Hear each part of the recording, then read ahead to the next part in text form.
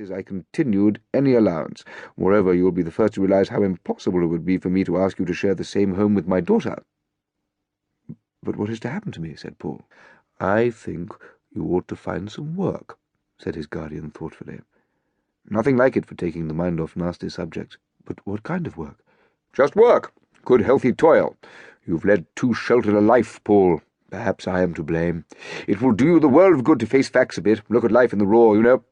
See things steadily and see them whole, eh? And Paul's guardian lit another cigar. Have I no legal right to any money at all? Asked Paul. None whatever, my dear boy, said his guardian quite cheerfully. That spring, Paul's guardian's daughter had 2 new evening frocks, and thus glorified became engaged to a well-conducted young man in the office of works. Sent down for indecent behaviour, eh? Said Mr. Levy, of Church and Gargoyle, scholastic agents. Well, I don't think we'll say anything about that. In fact, officially, mind, you haven't told me. We call that sort of thing education discontinued for personal reasons, you understand. He picked up the telephone. Mr. Sampson, have we any education discontinued posts, mail, on hand? Right. Bring it up, will you? I think, he added, turning again to Paul, we have just the thing for you. A young man brought in a slip of paper. What about that? Paul read it. Private and confidential notice of vacancy. Augustus Fagin, Esquire, Ph.D., Llanabba Castle, North Wales, requires immediately junior assistant master to teach classics and English to university standard with subsidiary mathematics, German, and French. Experience essential. First-class games essential. Status of school, school. Salary offered, £120, resident post. Reply promptly but carefully to Dr. Fagin, Esquire, Ph.D. on envelope, enclosing copies of testimonials and photographs, if considered advisable, mentioning that you have heard of the vacancy through us. Might have been made for you, said Mr. Levy. But I don't know a word of German. I've had no experience, I've got no testimonials, and I can't play cricket.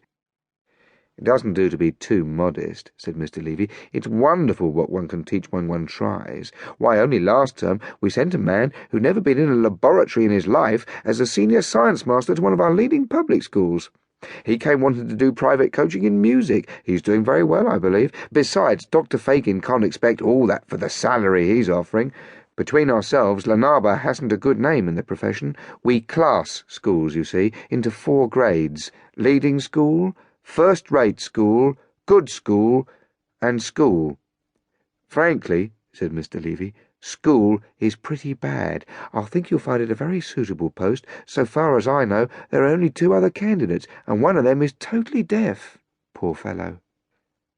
Next day, Paul went to Church and Gargoyle to interview Dr. Fagin. He had not long to wait. Dr. Fagin was already there interviewing the other candidates. After a few minutes, Mr. Levy led Paul into the room, introduced him, and left them together.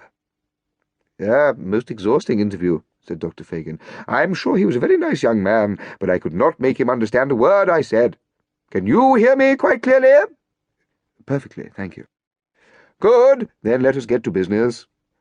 Paul eyed him shyly across the table. He was very tall, and very old, and very well dressed. He had sunken eyes and rather long white hair over jet-black eyebrows.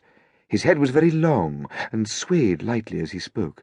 His voice had 1,000 modulations, as though at some remote time he'd taken lessons in elocution. The backs of his hands were hairy, and his fingers were crooked, like claws.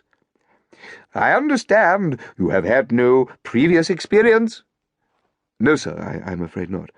Well, of course, that is in many ways an advantage. One too easily acquires the professional tone and loses vision. But of course we must be practical. I'm offering a salary of £120, but only to a man with experience. I have a letter here from a young man who holds a diploma in forestry. He wants an extra £10 a year on the strength of it, but it is vision. I need Mr. Pennyfeather, not diplomas. I understand, too, that you left your university rather suddenly. Now, why was that? This was the question that Paul had been dreading, and, true to his training, he had resolved upon honesty. I was sent down, sir, for indecent behaviour. Indeed, indeed. Well, I shall not ask for details. I've been in the scholastic profession